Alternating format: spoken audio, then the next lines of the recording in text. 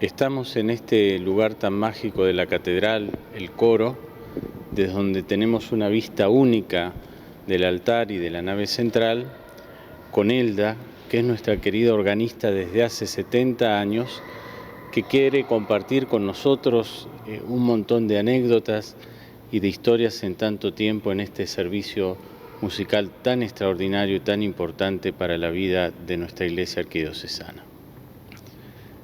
Lo primero que te quiero preguntar, Elda, es si te acordás cuál fue la primera vez que entraste a la catedral o cuántos años tenías y qué impresión tuviste en ese momento. A la catedral no recuerdo haber entrado, especialmente pude haber recorrido, dar una vuelta, pero a misa no venía. Cuando yo comencé a estudiar, empecé muy chica a estudiar piano, cursando en María Auxiliadora, seguí mis estudios de piano con una gran, yo digo artista, porque era una monja fuera de serie, la suerte que tuve de haberla tenido como maestra. Y todo muy bien hasta que llegué a tercer año y tuvimos un episodio, una travesura. ¿Quién fue la autora de esto? Y la autora había sido una chica y vivían en Bransen. Entonces yo me puse de pie, pero le dije, fui yo, salga. Salí y ya estaba la directora, no sé cómo hizo, pero ya estaba la directora parada esperándome. Y bueno, me dijo cosas muy fuertes, quizás tendría que haberlas interpretado de otra forma, no haberle dado tanta trascendencia. Y a raíz de eso, yo dejo la carrera de magisterio. A los pocos meses de lo que me pasó, la presidenta de Acción Católica de la catedral viene a casa a buscarme y me dice, Elda, te voy a invitar a una reunión de Acción Católica. ¿Dónde? En la catedral. Y cuando llego acá, el párroco, me presentan al párroco, el padre Gil Rosas, entonces me dice, ¿qué haces vos? Y yo aprendí a tocar el armonio. Entonces dijo, ¿y no te animarías vos a ayudar al padre Mario? Sí, padre, ¿cómo no? Yo sí, yo no tengo ningún problema, al contrario, me encanta. Y entonces empecé a tocar la misa de 10 en la Capilla de los Dolores. No había cumplido 15 años, me faltaba 2 o 3 meses. Nos pusimos en contacto, todas las chicas de Acción Católica, con el grupo de jóvenes. La Acción Católica en aquel tiempo hacíamos las obras de caridad y teníamos gente a quien visitábamos o íbamos al asilo Cristo Rey y una de mis amigas iba con la guitarra, cantábamos, le regalábamos cosas a los chicos, otra vez íbamos al Hogar Marín, pero lo del Hogar Marín me voy a parar un poco acá. En el Hogar Marín creo que fueron años muy felices de mi vida, a tal punto que yo creía que yo tenía que seguir ahí como religiosa. Entonces yo dije, bueno, yo voy a entrar, voy a pasar la prueba. Y cuando fui a mi casa y le dije a mi papá y a mi mamá de que yo quería ser religiosa, las monjas le hicieron una carta a mi papá y le dijeron de que me aceptaban, pero que me tenían que mandar a Colombia. Y entonces mi papá le agarró como un ataque. Yo nunca lo había visto llorar así a mi papá. Y yo creo que esa fue la prueba de Dios para ver si realmente yo tenía vocación o no. Bueno, entonces no entré. Eso me quedó como anécdota, ¿no? No me olvido más de eso. Pero a pesar de todos esos trabajos de apostolado, siempre seguiste con la música. Siempre seguí con la música, pero aparte, después tuve una gran profesora de piano, que es la señora Dora Buenesati de Arispe, famosa. Y bueno, y después terminé con la señora de Arispe y ya seguí tocando en la iglesia. Acá no faltaba nunca, siempre venía. Siempre en el armonio de la capilla del Siempre. subsuelo. El padre Gil Rosas me dice, hija, va a haber un casamiento arriba. ¿Cómo arriba? Sí, en la catedral. Entonces me dice el padre Chicone, que era el rector, tenés que ir al salón capitular. Cuando vi el órgano, yo le digo a mi hermana, ay, mira lo que tienen los pies, le dije así, Es un teclado lo de los pies. Yo nunca había visto. La pedalera. Claro, yo siempre con los dos pedales en el... ¿Y qué hago? Mirá, se me ocurre algo. Ponete en 4 patas. Yo toco el teclado, toco la marcha y vos me haces los bajos. No sabés lo lindo que salió. Mi hermana con 4 patas, con las manos, me tocaba los bajos. Y yo tocaba en los 2 teclados. La marcha nupcial, las tradicionales. Así conocí el órgano y así fue para mí la primera vez que había subido a la catedral. ¿Y cuándo aprendiste a tocar el órgano de tubos con este sistema de la pedalera y de los bajos? En un momento, y voy a casa y le digo a mi marido, mira, yo no quiero seguir tocando. ¿Qué? No. No solo que vas a seguir, sino que tenés que estudiar. Justo aparece la carrera de maestro de capilla. En el Instituto de Teología. En el Instituto de Teología. Entonces se me dio por comentárselo a él. Agarró, no me dijo nada y me fue a inscribir. Y bueno, terminé la carrera y le digo al padre Federico Bacchini, que en aquel tiempo era sacerdote, le digo, padre, usted no me puede conectar con alguien que sea organista, profesor de órgano, pero que no sea de La Plata para que no se entere el padre Colabela, porque le iba a hacer mucho daño a él. Y me dice, sí, hay un gran maestro en Buenos Aires, el padre Segade. Mira, me dice, vos vas a la librería Bonum y preguntas por qué él siempre va ahí. Me dijeron que el padre Segade estaba en la Basílica del Socorro, me dieron el teléfono, todo. Bueno, volví a casa, me conecté con él. ¿Y dónde nos encontramos? En la puerta del conservatorio. Entonces cuando voy, empezamos a hablar y me dice, usted no crea, dice que yo le voy a enseñar a tocar para los casamientos. Conmigo va a aprender Bach y César Franck. A partir de ahí, hablé con el párroco para ver si me autorizaba a que yo viniera a estudiar a las 7 de la mañana. Entonces me dijo que sí, que no había problema. Después llegó como párroco el padre Montes. Y a Montes muchas veces yo llegaba a veces 7 menos cuarto. Le servía el tello. Fui 7 años a Buenos Aires. Termino el primer año y me dice, la espero el año que viene. Y me esperó el segundo, el tercero, el cuarto, el quinto, el sexto, el séptimo. Cuando subió la parroquia a la catedral, perdón si me expreso mal, yo digo subió porque... Sí. Empezó a haber como más actividad parroquial en el templo grande de la catedral. Entonces cuando subimos, estudiaba de 7 a 9, dije, ¿no? Sí. Y me iba a casa. Y después acá empezó a haber casamientos, pero aparte, yo iba a la iglesia de la Merced. Y aparte, me llamaban de la iglesia del Valle. Toqué en casi todas las parroquias, las iglesias de La Plata, porque se van corriendo la voz, ¿no? ¿Cómo empecé en el Sagrado Corazón? Yo tenía como director espiritual al padre Monteverde, un santo varón. Y un día me dice, como él sabía que yo venía a la catedral, me dice, hija, ¿vos no te animás a ayudarlo al padre Tiscornia? ¿Escuchaste nombrar a Tiscornia? Sí. Sí, padre, cómo no. Llegué a ser después el brazo derecho del padre Tiscornia. Bueno, a partir de ahí, durante 60 años, no me dejaron. Entonces, cuando yo no podía, porque me llamaban, a veces se me juntaban hasta 4 o 5 casamientos a la misma hora en distintos lados. Hasta eso, les digo, y no miento, Tuve que formar un equipo que me ayudara, pero en el sagrado me ayudaban 2 sacerdotes. El padre Castelli primero y el padre Sils después. Después cuando llegó un párroco, no me acuerdo cuánto hace de esto, pero él quería gente más joven a lo mejor, o qué sé yo, y además él no estaba de acuerdo con que yo le hiciera charlas a las parejas en casa. Bueno, yo no le hice caso al cura. Me caso, venía a mi casa. La hermana Dolores Cabrera me había puesto 4 pensamientos de Pablo VI en una estampa con la imagen de la Sagrada Familia. Entonces yo le decía al novio, bueno, ahora tomala de la mano a la novia. Lees el primer pensamiento y pará.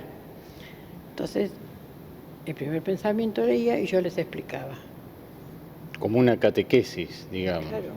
sobre el matrimonio, la familia. Lástima que no traje para mostrárselo. Lo primero hablaba del amor a la familia, el segundo, suponete, del trabajo, y el tercero, el sacramento, tal cual es. Bueno, y yo les iba explicando todo.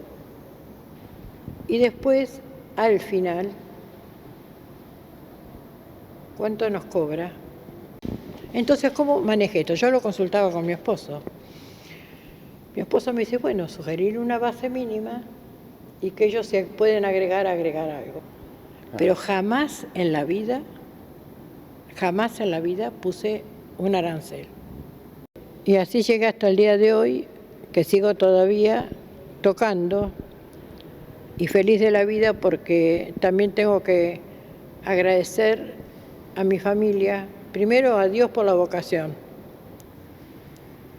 Entonces le doy gracias a Dios por la vocación primero. Y en segundo lugar, como ahora digo de los 70 años, las fiestas para mi marido, no para mí.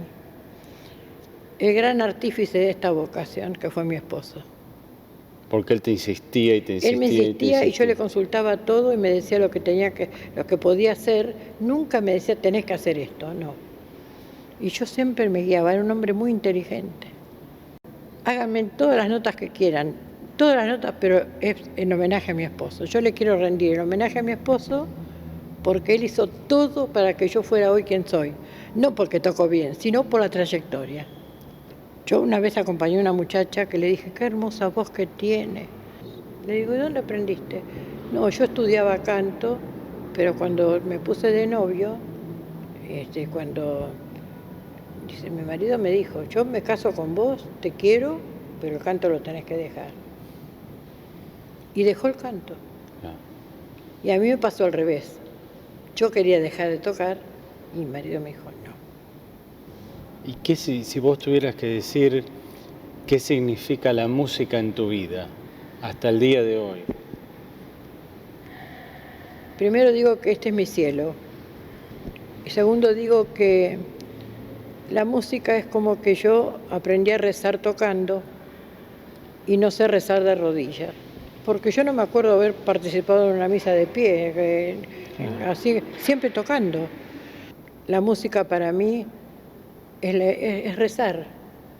La música para mí es la oración más linda. No, y lo lindo es además es no solo que vos rezás tocando, sino que ayudás a que otros recen con la belleza de la música. Un músico se cansa de tocar como se cansa un abogado de trabajar de abogado, un ingeniero de trabajar de ingeniero. Mirá, yo no es que llego cansado a casa. ¿Por qué? Yo llego cansada de tocar, porque cuando vos tocás desde adentro, te cansás muchísimo. Si yo me sentara solamente a mover los dedos, no pasa nada. Pero yo me canso mucho, sí, me canso. Por el compromiso emocional con... Por eso es lo que le estoy diciendo, porque yo pongo todo dentro de mí, todo, mientras estoy tocando, lo mismo que los casamientos. ¿Por qué me canso? Porque rezás, porque acompañás. Ahora, 70 años son como muchos años, porque es toda una vida. Si yo te preguntara, ¿vos hasta qué edad te gustaría seguir tocando? ¿Qué pregunta la tuya? Bueno.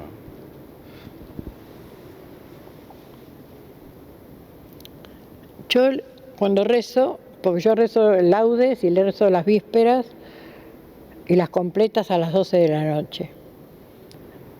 Y yo le pido a Dios que la profesión mía está en sus manos. Entonces no sé. Como la vida misma. Como la vida, pero acá estoy hablando de mi profesión. Mi profesión está en manos de Dios. Me han llamado de todos lados. He ido a tocar a Verónica,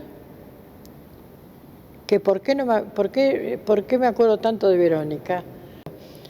Cuando fui, nos mandaron 2 autos, nos mandaron a buscar. Cuando subo al coro de la iglesia, me encuentro un tecladito de esos, viste, que le regalan a como los de chicos para juguete. jugar. y tenía que acompañar el Gloria de Vivaldi. Ay, Dios mío, ¿y ahora qué hago? Ay, entonces empecé a caminar como loca y me encuentro con una cosa que estaba tapada. Me lo llevé por delante. Levanto así un armonio.